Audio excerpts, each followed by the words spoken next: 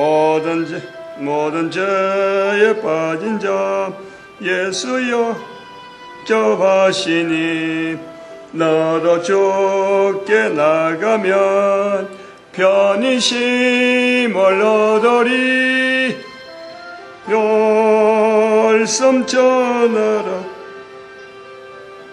죄인 영접하신다. 밝히 말씀 전하라. 주여 죄인 영접하신다. 하나님 말씀 요한 1서 5장입니다. 5장 1절에서 끝절까지 말씀 교독합니다. 1절 말씀 제가 먼저 받들어 봉독드립니다.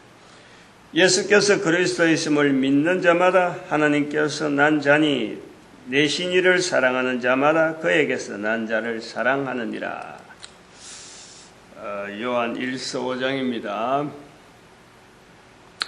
요한 1서 중에서도 5장하고 1장, 2장, 3장, 4장 좀 차이가 좀 있어요. 즉 요한 1서 5장은 요한 복음하고 굉장히 가까운 거죠.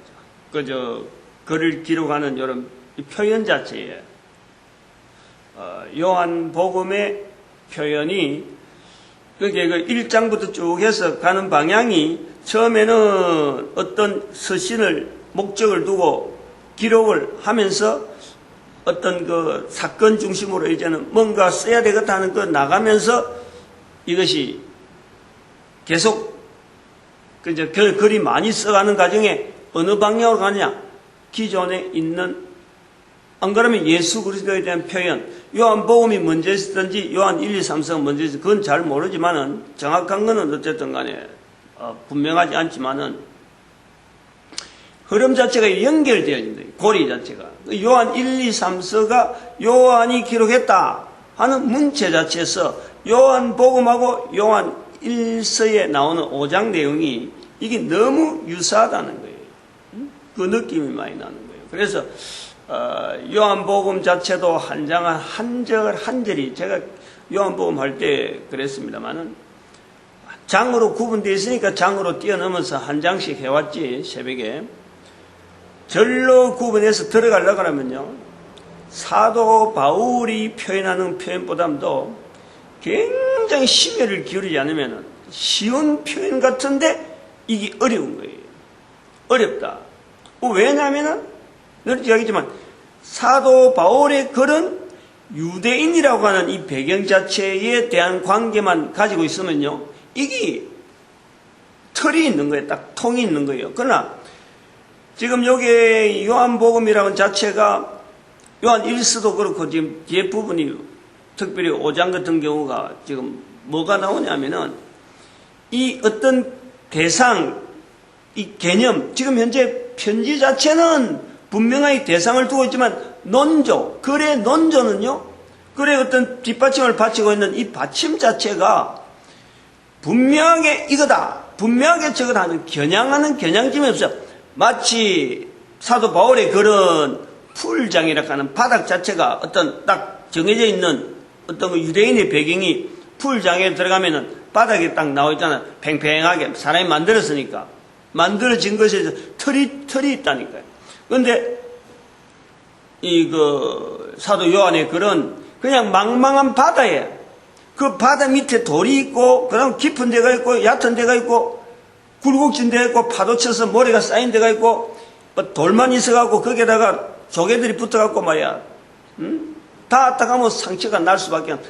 자, 어떤 바다 속에서 조금만 데이면은 막 칼이야, 칼. 그거는. 우리 어릴 때 그랬지 뭐. 물 속에 들어갔다가 뭐 분명히 발이 비가지고 막 피가 철철 나고 얼마나 많이 피가 나오는지 몰라요. 옛날에 어릴 때 바닷속에 들어가면 말이야. 비가 안 나오는 그거는 있을 수가 없는 거야. 뭐가 비도 다쳐가고 피가 쫄쫄쫄 나면서 나와가지고 한참 지혈을 하고 있다가 또다시 또 물에 들어가는 거예요. 이런 상황이라. 그래서 쉬운 것 같은데 얕은 것 같고 가까이 있는 것 같은데 이게 어렵게 해석은 굉장히 어려운 거예요. 그러다가 우리가 이 또 사도 바울은 전도를 많이 했다 하는 걸로 보고 전도 현장 뭐 이렇게 대상교회 고린도 에베소 이렇게 딱딱 겨냥해서 어떤 그 사도 성령 복음에 있는 어떤 내용하고 연결해서 뭔가가 있지만은 이 요한 1, 2, 3서는 그러한 부분이 없기 때문에 대상 자체에 대한 명확하지도 않지. 그 다음에 논조 자체에 대한 근본, 그것도 이게 뭐 들쑥날쑥 도대체 뭘 겨냥한지 모를 정도로 가면서 흘러가고 있으니까 중심 잡기가 얼마나 어려운지 모른단 말이야. 그래서 해석이 힘들다는 거예요. 요한복음도 힘들고 요한 1, 2, 3서도 힘든데, 근데 요한 1서 5장에 한 절 한 절 붙잡으려고 하면요, 이거 굉장히 오래 가는 거예요. 굉장히 오래 가야 되는 거예요. 그거 다 하려고 지금 새벽에 하려는 건 아니니까. 그건 다음 사람이 또 이런 이런 그 구조를 가지고 전도 현장이라든지 이런 가지고 앞으로 몇 대가 걸쳐서 계속 이게 가야 되기 때문에 어떤 연구 방향으로서 남겨둬야지 한꺼번에 내가 다 하고 뭐 할 수도 없지만은 그렇게 뭐 참 그런 걸 남기기 위해서 하는 건 아니니까 지금은 나는 오픈하는 거라. 문만 열어주고 안 그러면 징검다리 하나 딱 던지는 정도, 하나 두 개 몇 개 던지는 정도밖에 없지 그 길을 전부 다 완성해라 하는 것은 결코 아니니까. 하나님의 섭리는요 절대 그런 건 없어요. 내가 다 했다, 내가 다 이루었다, 내가 다 할 것이다. 절대 그거는 하나님께서 원하지 않는 거예요. 하나님이 하시는 분야를 항상 인정을 하면서 내가 할 거기 어디까지인가 하는 그거 자체만 갖고 왔다 갔다 하는 거지. 견주는 거죠. 사람 자체가 그걸 견뎌야 돼요. 안 그러면 큰일 나요. 이 7절, 8절, 6절부터라도 됩니다만은, 뭐 전체가 다 관계되는데, 예수님의 그 증거에 대해서 이 표현하는, 증거하는 이가 참 예수님은 6절에 보니까 예수님은 물과 피로 임했다. 물과 피로 임했다. 곧 예수 그리스도다. 물로만 아니요 물과 피로 임했다. 그래서 7절에는 증거하는 이가 있는데 성령이시다. 성령은 진리다. 이런 표현들 이 요한복음에 있는 내용 그대로 지금 들어오는 거예요. 그리고 8절에 보니까 증거하는 이가 셋이다. 성령과 물과 피다. 또한 이 셋이 합하여 하나다. 엄청나게 어려운 거예요. 이거는. 간단한 표현인데 말이 이리 어렵다. 왜냐하면 이거는 사도 요한이 같은 경우는 지금 현재 그노시스파라고 하는 영지주의라고 하는 그 물결이 이렇게 막 요동치고 있는 걸 보면서 거기에 어떤 복음적인 내용을 그 물결 자체를 인정하지 않고 가만히 놔두면은 오늘 우리 참 이 복음이라고 하는 이 복음이 지금처럼 그대로 어느 정도 틀이 그대로 있을 정도가 있을까 할 정도로요. 굉장히 위기. 근데 그 요한이 지금 탁 마주치고 있는 거예요. 딱 바라보면서 문제가 뭔데? 해야 될 일이 뭐다? 그래서 나름대로의 위기면서 급박하면서도 그 중심 자체를 잡고 바로 가야 될 그노시스파에서 나오는 다양한 여러 가지 표현들 그 하나하나 줄기 속에서 딱 잡고 요거는 요거 바로 잡고 요거는 요걸 바로 잡고 바로 잡아야 될 요소들만 딱딱 추려서 지금 표현하는 게 요한 1서기 때문에요. 그래 어렵다는 거지. 그런 내용. 그래서 이 정확한 이 현장 사도 바울의 정확한 현장 전도의 현장 어떻게 하면 복음이 계속 남아있고 계속 전파되고 유대인이 아닌 많은 모든 사람을 대상으로 하는 것에서 사도 요한이 지금 딱 제일 일선에 지금 있는 거예요. 그러한 것을 내 자신이 내가 살아가는 삶 속에서 여러 가지 상황 자체에서 참 이 복음 전하는 환경에서 수많은 어려움이 있고 부딪혀 나가야 될 문제들이 많이 있는 중에서 예를 들어서 엄청나게 있잖아요. 개인은 직장도 다녀야 되고 또 가정에서도 살림도 해야 되고 또 주부로서 간다든지 또 남편으로서 해야 된다든지 안 그러면 학생으로서 해야 되는지 분명한 또 사회적인 또 본분이라든지 이런 것도 요구되어지는 수많은 갈등 속에서 그러나 이 복음 전하는 이 현장에는 이거는 나름대로 하나님으로부터 주어지는 여기서 올 1절에 나오는 대로 하나님께로서 난 자 하는 이 자세 타락하면 어려워요. 중국 같은 경우는 바로 천자가 백성과의 왕의 자리에서 그냥 이렇게 우리가 생각하는 뭐 왕이니까 뭐 밑에서 명령만 하면 다 알아듣지. 천만에. 왕으로서 제일 어려운 게 뭐냐니까 백성들이 나를 지지해 주느냐 이거예요. 이거란 말이에요. 그래서 백성들이 왕을 지지한다 하는 표현에서 왕이 백성들에게 하늘로부터 온 것에 대한 인정을요 항상 받고 싶어 하는 거예요. 이 개념이 있다는 거예요. 개념이. 이것은 로마 제국에 있는 내용 그대로 로마 황제가 백성들 앞에서 나타낼 때 하늘로부터 왔다. 특별한 계층이다. 특별한 사람이다. 이 개념을 신겨주는 거예요. 그 관계성 속에서 백성들하고의 유대관계를 통치라고 하는 이 관계를 지지를 받는단 말이에요. 지지를. 바로 우리가 오늘 전도자라 하는 자세가 바로 그런 자세라니까. 여러 가지 어려움이 있고 수많은 내용이 있는데 그 나를 알아주지 않는 가운데 있는 수많은 사람들 속에서 내 자신의 자리가 하나님께로서 난 자라는 거예요. 하나님께로서 난 자. 하나님께로서 난 자이기 때문에 하나님의 마음을 가지고 세상을 보는 눈, 모든 사람을 구원받기를 원하는 하나님의 마음을 가지고 우리는 세상을 바라보는 그 자리가 바로 하나님께로서 난 자로서 전도자의 자리가 있다는 거예요. 그 자세를 가지고 지금 여기에 성령과 물과 피로 증거되어지면서 하나라 하는 요 내용을 해석해야 된대. 이 내용을. 어려운 거예요. 아니야말로 지금 신학교에 있는 어느 신학자가 이 내용 하나 가지고 이게 답이다 라고 말할 수 있는 사람은요 아무도 없어요. 지금은 그래요. 왜냐하면은 전도의 현장이었으니까 답을 할 수 있는 토양이 없는 거예요. 답을 할 수 있는 어떤 배경 자체가요 기본적으로 없는 거예요. 책만 가지고 이 사람 책 저 사람 책을 가지고 말의 내용을 가지고 지금 신학교 교수라 하는 자리를 주어졌기 때문에 이거는 바로운 답이 나올 수가 없는 거예요. 근데 우리는 보통 신학교 뭐 누가 해석했다 하면 그거 그럴듯하다 싶어서 그 사람 표현이 되는 거예요. 그게 똑같이 학교에 나오는 대로 책에서 나오는 내용만 갖고 하니까 이게 해석이 어렵다. 안 된다. 요한복음이라든지 다른 복음서하고는 다르다니까. 요한복음, 요한 1, 2, 3서 이 내용은 철저하게 전도 현장 지금 AD 70년 사건 이후에 다가오는 오늘 우리를 바라보는 사도 바울의 지금 막닥들에 있는 어쩌보면 홍해를 가르는 모세처럼 지금 이 길을 내는 지금 그런 자세로 절박하다니까. 하나하나가 글은 써야 되겠고 표현은 참 새로운 표현, 새로운 시대에 막 다가오는 물길에서 나타내야 될 표현은 너무너무 다양한데 그리고 이것이 통용되어질지 안 될지 자체도 모르면서 지금 남기는 글이란 말이에요. 그거 이해 안 되면은, 그거 이해 안 하면 이거는 못 넘어가는 거죠. 이거는. 왜 예수님께서 오셨는데 물과 피로 임했다 그러고, 또 성령과 물과 피가, 증거하는 이가 또 셋이다 그러고, 예수님이 오셨다 그럴 때 물과 피가 들어가고, 증거하는 이 중에서 셋이라고 하면서도 성령과 물과 피가 또 들어가면서, 그리고 이게 하나다 하고 있어요. 이런 내용을 도대체 어떻게 내용을 이야기할 거냐.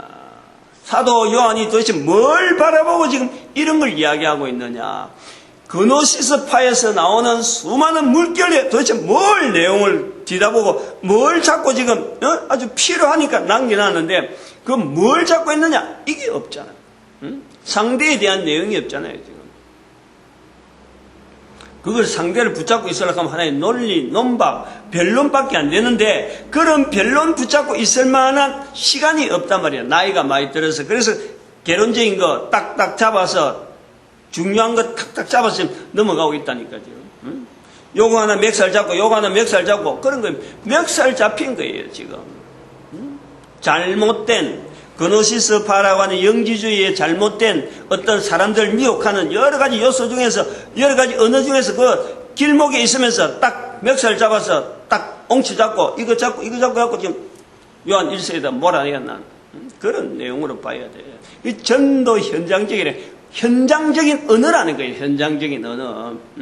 신학교에서 말하는 강의하기 위한 것이 아니라 전도적인 복음을 전하는 현장에서 나타내야 언어다. 그런데 이것이 사실 유대인들의 통용되어지는 오래된 관습에서 나오는 말이 아니고 유대인들이 사라져버리고 다음에 전수해 줄 사람이 끊겨버렸잖아요.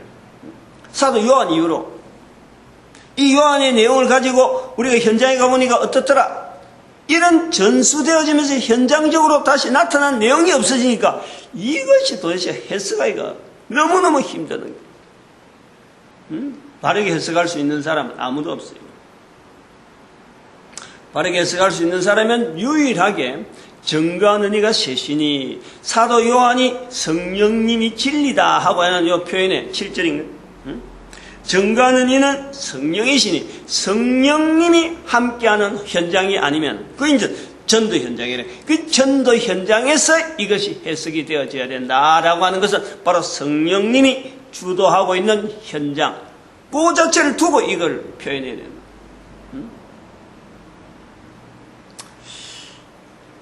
접근하려고 하는 여러 가지 의도는요, 실제로 이걸 갖고 붙잡고 앉아갖고 물은 어떻고 피는 어떻고 뭐 성령은 또 이게 비교하면서 가려고 하는 그런 내용이 아니에요. 이거는 그렇게 비교하면서 나오는 언어가 아니기 때문에 그래요. 어쩌면 이것은요, 현재적인 내용도 이야기하지만 한편 이게 계시적인 부분이 여기 있다니까. 사도 요한을 통해서 요한 계시록이 작성되어질 정도라고 하는 것은 요한이라고 하는 자에게 나타나는 언어적인 이 표현을 쓰는 여러 가지 구조에 계시를 나타내는 언어를 쓸 수 있는 나름대로의 훈련되어지는 환경이 있는 거예요. 요한은 베드로에게 안 맡기고 왜 베드로 계시록이라 하지 않고 왜 요한의 계시록이 했느냐? 요한의 언어 쓰는 요 표현에서 한 단어 받아드는 이렇게 여러 가지 관계하는 이런 내용에서 구약에 있는 계시록적인 그런 내용을 구약의 다니엘서에 있는 그 내용이 요한이 표현하는 표현 방법으로 하면은 효율이 있겠다. 이건 성령님께서 역사하신 거예요. 그렇게 성령님께서 요한에게 밤모섬에서 계시록을 남기도록 글을 쓰라 하는 거예요. 그렇게 봐야 돼요. 각 사람이 똑같지가 않기 때문에. 요 개념을 잘 해야 돼. 그래서 요 계시록적인 부분이 있다. 이게요, 지금. 물과, 성령과 물과 피로, 정과 너희가 셋인데, 성령과 물과 피다. 그리고 이 셋은 하나다. 분명히 언급하잖아. 이건 일반적인 논리에서, 어떤 그노시스파나 일반, 인문학의 이론에서, 여러 다양한 어떤 우리가 2000년 동안 넘어오는 신학에 대한 수많은 도전들, 그 도전들을 하나에 뭉쳐놨는 거예요, 지금. 여러 수많은 도전들을 딱 한 병통 속에 집어넣어갖고 하나씩, 이제 대응할 수 있는 언어로 만들어 나오는 수많은 퍼져 있는 데다 그걸 다 모아가지고 병뚜껑이 하나 딱 나와서 꼴깍꼴깍 우리가 사람이 먹을 수 있는 어떤 물 줄기를 만든다는 할 때 병 입구 밑에는 수많은 다양한 어떤 언어들이 막 섞여서 서로 싸우고 막 갈등하는데 그것 자체를 딱 한 주둥으리 만들어갖고 그것을 사람이 먹을 수 있는, 사람이 알아들을 수 있는 그 언어로 나오는 것이 지금 성령과 물과 피고 셋이다. 이런 내용이래요, 여러분. 그 속에 수많은 내용이 있는 내용을 갖고 다 풀어나가려고 하면 성경 한 권 갖고도 힘드는 거죠. 그거 잡다한 내용을 다 이야기하려고 하면 2000년 동안 성경이 있고 난 뒤 수많은 신학이 나왔고 수많은 학문이 나오고 이론이 많이 나왔잖아요. 그 많은 내용의 이론을 지금 병 앞에 있고, 병막에 아니고 우리는 주둥아리라 하는데, 맞는지 모르겠는데, 병 앞에 밑에는 어떤 내용이더라도 입구에서 딱 나오는 거는 한 줄기밖에 안 되잖아요. 그런 개념을 갖고 있어야 돼요. 이거는 사도 요한을 통해서 나타내는 이 표현. 제가 세 가지 그 구조를 가지고 한번 접근을 해 보려고 합니다. 현재 그 정체성으로 보는 거예요. 정체성. 지금 여기에 성령과 물과 피다, 또 물과 피로 오셨다 하는 이 구조가 뭐냐? 우선 물과 피로 왔다 하는 이 내용은 어디로 연결해 볼 수 있느냐 하면은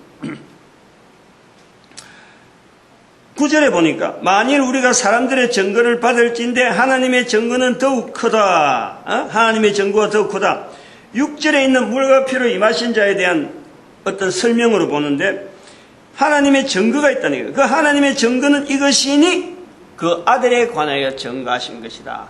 요 내용이 하나님이 아들에 대하여 하나님이 아들로서 증거하는 것이 바로 물과 피라는 거예요. 이 정체성이라는 거예요. 즉 성부와 성자라는 거예요. 성자, 물과 피라는 거는. 물과 피라는 건 성부와 성자, 이렇게 연결되어야 되는 거예요.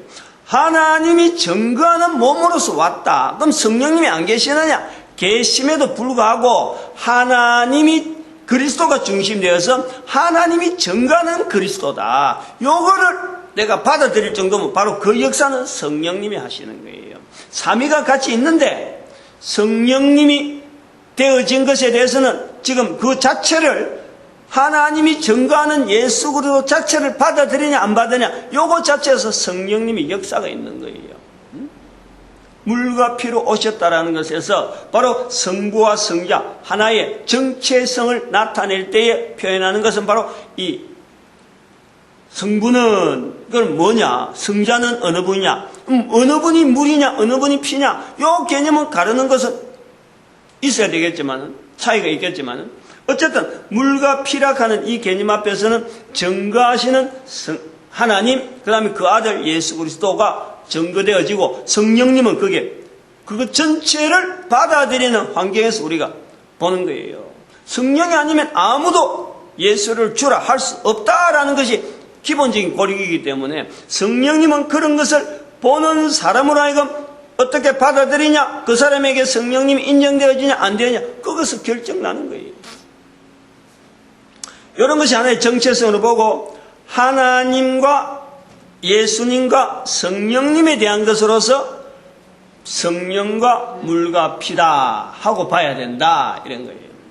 그러면은 성령님은 요즘 표현에 분명히 나오잖아요. 이제 정체성에 넘어가서 정체성에 넘어와서 이제는 시대를 이야기하는 거예요. 시대를 성령과 물과 피다 하는 이것을 하나의 시대로 본다는 거죠. 즉 피의 시대가 있고 물의 시대가 있고 성령의 시대가 있다. 아브라함 이후로서 넘어오는 쭉 과정에서 피의 시대가 어디냐? 다윗부터 시작되는 성전 시대예요. 성전 시대.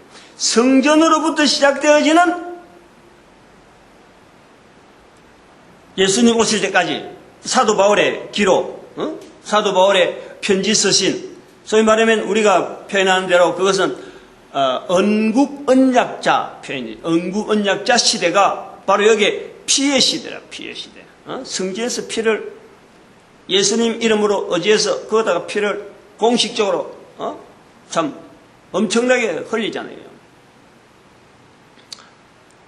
그리고 물의 시대는 예수님 이후로서 사도 바울의 글 이후로서 성경에 기록되어지는 그 글 이후로서 이제는 사람들에게 예수 그리스도를 중심에서 알려지는 지금까지 성전을 중심해서 하나님에 의한 예식으로서 피가 하나의 상징적으로 주어졌다 그러면 그 피를 예수 그리스도가 십자가에서 쏟는 그 사건 통해서 예수 그리스도를 통해서 알려지는 하나님에 대한 내용, 그것이 물의 시대예요. 물의 시대.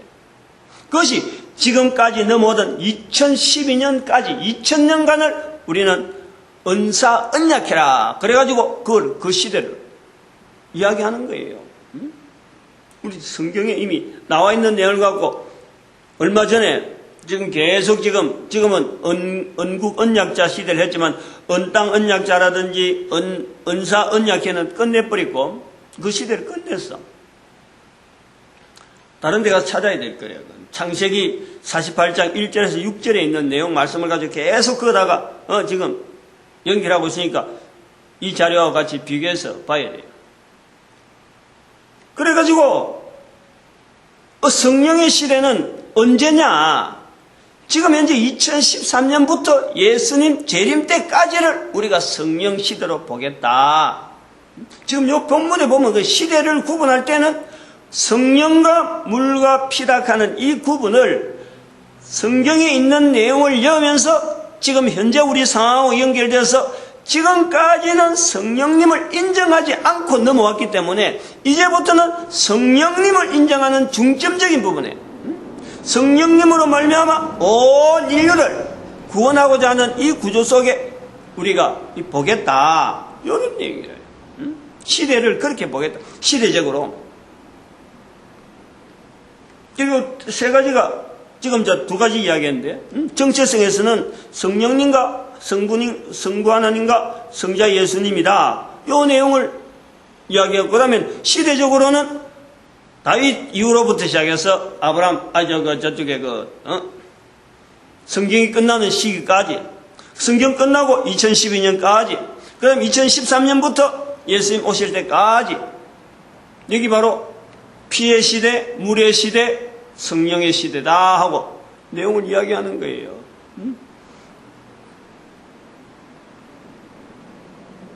뭐 제가 지금 근거 없는 내용을 갖고 하는 건 아니잖아요. 여기 이제 아까 말했지만 계시록적이다 이거요. 계시록적이다. 당장에 되어지는 아닌데 이 내용을 흐름을 보면서 지금 현재 밝혀놨는 거예요. 지금 그게 계시록적이라는 거예요. 이래 환하게 열어놨다는 거지. 그 다음에는 형식. 형식. 아까 그 시대하고 거의 비슷한 내용이지만은 형식 자체가 어떤 형식이냐.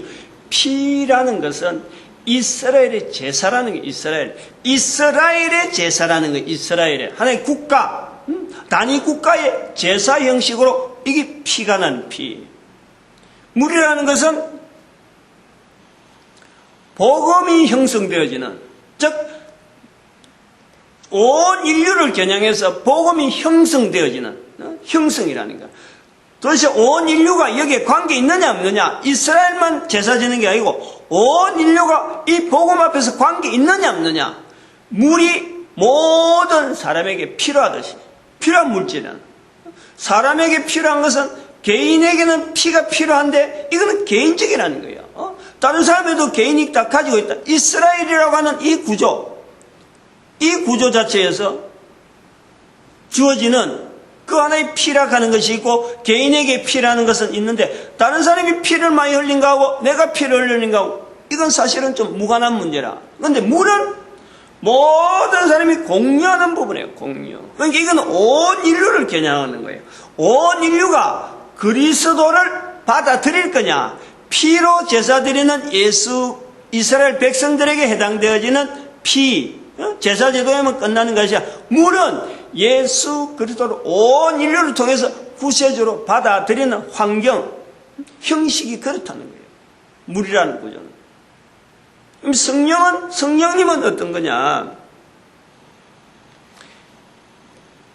이런 예수 그리스도를 연결하는 이 과정에서 성령님으로서는 부활 통일 시대가 되어진 2013년부터 되어진 이거는 필연적으로 모든 사람이 나아오는 쪽으로 어떻게 보면 뭐 좀 강제적인 어떤 요소 자체가 가미가 될런지 안 될런지 모르지만은 예수님께서 강건하여 내 집을 채우라는 그 부분이 들어가서 강건이 어떤 부분이 되어질지 모르지만 이렇게라도 설명해서라도 우리가 2014년이나 이 시대를 끊어서라도 좀 강제적이란 말이에요. 끊어서라도 모든 인류라 이건 방향을 예수 그리스도 오실 것에 대한 방향, 제사제도, 예수 그리스도에 대한 이 구원의 어떤 섭리에 예수 그리스도 이름을 인정할 거냐 아닐 거냐, 이것은 2000년 동안 그동안 훈련했다. 그런데 지금은 그 예수 그리스도 오실 것에 대한 기대, 그 준비, 그것이 바로 성령님이라. 성령님. 그 시대, 그 상황, 형식, 형태가 앞으로 2013년부터 되어진 형태는 이런 형태로 인류의 흐름 속에 성령님이 주가 되어지는 역사를 나타낼 것이다. 그게 삼위 하나님이 한 시대마다 빠지는 예가 없어요.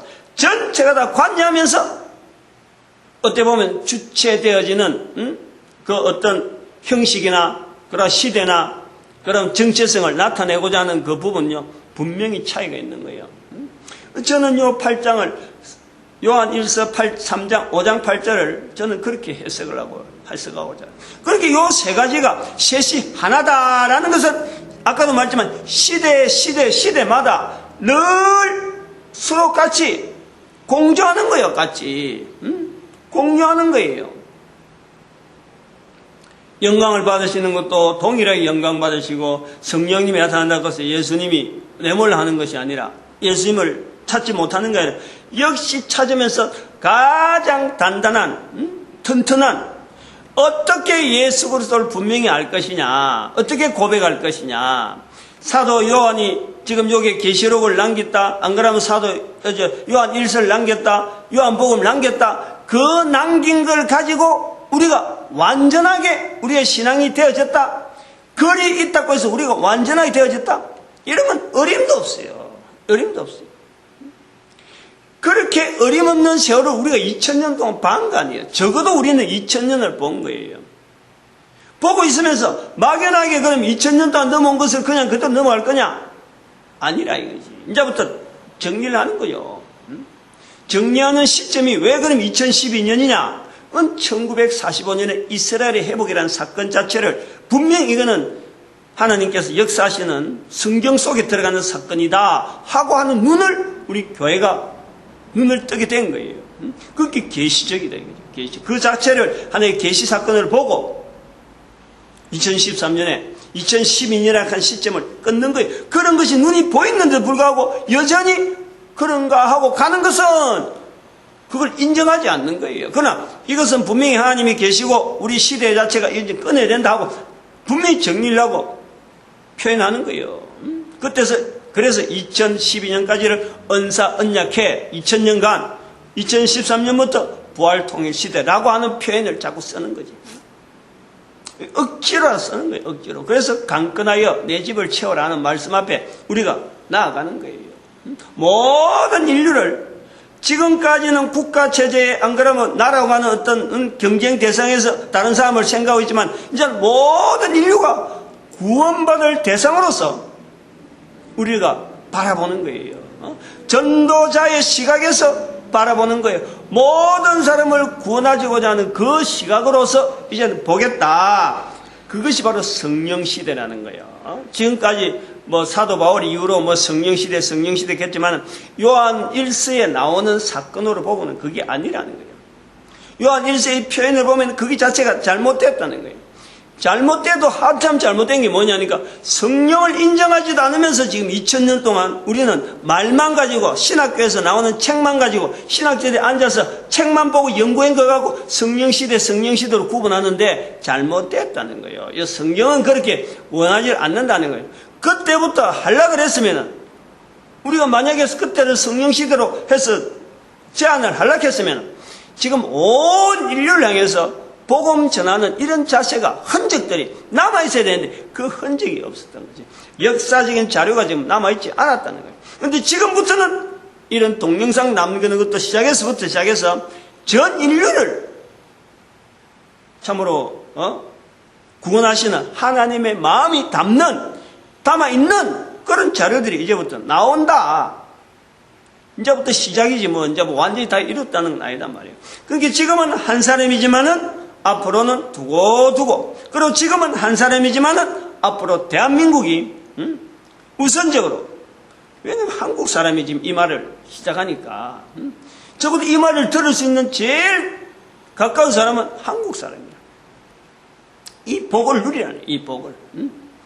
어마어마한 복이 있다는 거예요. 우리 한민족에게 우리 조상으로서 한 사람의 남겨준 조상으로서 이거는 참 대대로 축복하고 축복해도 다함이 없고 참 욕심이 잉태한 지 죄를 한다 하는데 이거는 어마어마한 자기들의 비전이고 얼마든지 욕을 해도 천국은 침노하는 자의 것이 되었고 그 천국이 주어지는 욕심이 되는 거예요. 어마어마한 거예요. 어마어마한 거.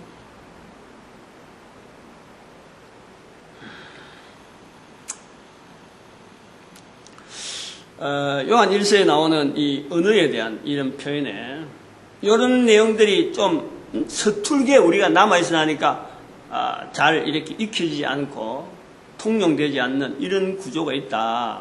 그래서 그 내용을 가지고요, 믿음이라 전도라, 믿음이라 사랑이라 하는 이 표현을 여기도 5장에서도 믿음이라는 표현이 나옵니다만 믿음은요, 적어도 사도 요한이 보는 믿음, 또 그걸 우리도 또 이렇게 정의하면 좋겠다 하고 볼 때 뭐냐니까, 이거는 소위 말하는 전도하기를 위해서 교회는 전도하는 장소다. 그래서 그런 마음을 가지고 모이는 사람들, 이런 것을 우리가 믿음이 있는 자다 하고 정의해도 괜찮아요. 믿음이라는 것은, 또 그리고 사랑이라는 것은 요한 1서에서 나온 사랑이라 하는 이런 표현에서는 늘 이야기하자면 전도를 직접적으로 하는 자, 이 사랑하는 자, 사랑받는 자, 하나님께로서 난 자, 연결되어지는 거예요. 그 언어가 처음 쓰는 언어이기 때문에 이게 생소하고 그래서 그렇지, 자꾸 하다 보면요, 이 내용들이 익히게 되면서 성령 시대라고 하는 이 시대를 우리가 지향하는 지금 한 걸음 한 걸음 뛰는 거예요. 발걸음 뛰는 거예요. 다 이런 건 절대 아니라 내가 한 사람이 살아있는 동안에 이게 다 이루어질 수가 없어요. 그런 것은 벌써 2000년 동안 다 하셨지. 앞으로 오는 시대에 이런 걸 분명히 표현하고 모든 사람들이 자발적으로 모든 국가가 정말 기쁜 마음으로 예수 그리스도 오신 것에 대해서 이제는 즐거운 마음으로 맞이할 수 있는 환경을 만들어야 돼요. 지금은 너무 경쟁으로 서로 간에 정보가 없잖아요. 이런 것이 안락하면 뭐 어떻게 돼도 지금은 인터넷으로 누구든지 개인적으로 어디서든지 확인할 수 있는 정보의 흐름이 있다. 그동안 정보가 막혀 있잖아요. 지금 비슷하게 언어에 대한 이 표현에 예를 들어야 될 부분이 하나 있어서 아침에 기도하면서 자꾸 그 언어가 생각나서 그러는데 쓰려고 그래요. 예를 들자면 이렇다는 거예요. 지금 현재 이집트인가 어딘가 지금 반정부 인사들에 대한 이 표현이 이 영자신문에 잠깐 이래 인터넷에 나오는데, 소위 말하는 정부에 항거하는 자들 이렇게 하고 거기서 나오는 단어가 프로테스트라 나와요. 프로테스트. 지금 그 프로테스트가 뭐요? 이게 하나의 그 반정부 운동하는 사람들에 대한 이 대항자, 저항자 이런 게 나오는 게 프로테스트란 말이에요. 근데 우리는 이게 잘 생각해야 돼. 우리 시대 때 적어도 지금부터 몇십 년 전에 제가 책을 읽고 이렇게 한참 신앙생활 안 하고 막 자료를 받을 때요. 그때에 책으로 넘겨지는 이런 과정 속에 있는 사람들이요, 프로테스트라 소리 들으면요, 소위 말하는 교회 안에서의 프로테스트는 굉장히 좋은 소리였어요. 프로테스탄트. 이게 개신교란 말이에요. 개신교. 개혁자들 부를 때 프로테스탄트 이래 부르는 거예요. 프로테스탄트. 소위 말하면 지금 말하면은 로마 교황청에서 보면 이게 반역자를 보내요. 반역자. 이집트 정부에 보내면 일종의 반역자란 말이에요. 반역자. 그게 프로테스트고 프로테스탄트라니까. 사람들 가면 프로테스탄트, 저항한다 할 땐 프로테스트, 이 동사고, 프로테스탄트 가면은 사람들, 그런 사람들, 저항하는 사람들, 이게 모여서 힘을 얻어가고 지금 개신교가 지금 수억의 인구가 되니까 프로테스트란 말을 이제 안 쓰는 거예요, 지금은. 그러나 그거 쓰면서 기뻐하는 사람이 있었다. 프로테스트란 말을 들을 때에 그래도 자부심을 가지고 있던 사람이 있었다. 그것이 우리 시대 때 그 영향을 받아서 책으로 읽는 거예요. 그래서 어릴 때 저는 프로테스탄트라 그러면은 단어는 이렇게 알아도 이게 성당에서 말하는 반역자라 하는 이런 개념보다도 여기 자부심이 있는 거예요. 그래, 나는 프로테스탄트다. 프로테스탄트다. 우리는 개혁자다. 우리 개혁, 이렇게 한 거예요. 이 말의 의미에 대한 것은, 언어라는 것은 어떤 유행이기도 하고, 언어가 남겨지는 하나의 문화가 남는 거예요. 문화로서 우리에게 전개되는 거예요. 근데, 이러한 내용이 요한 1서에 나온 이런 표현들이 우리한테 끊겨져 있다 이거예요. 이거를 다시 찾으려고 하면은, 이걸 다시 회복하려면은 우리가 어디로 지향해야 되느냐? 전도 현장을 지향해야 된다. 전도 현장을. 이 모든 인류가 사는 모든 환경을 전도 현장으로 보는 거예요. 전도 현장으로. 그 시각이 필요하대요. 부활 통일 시대에. 그러니까 전도자에 대한 성령 시대, 전도의 주체, 즉 증거하는 이로서의 성령님, 성령이 아니고는 아무도 예수를 주라 할 수 없다 하는 그 말씀 앞에서 성령 시대에 대한 기대를 하는데, 그에 대한 주체가 전도자라는 거예요. 전도자. 예수님께서 그걸 내다보고 내 정인되라 라고 하신 말씀이 우리는 받아들인다는 거죠.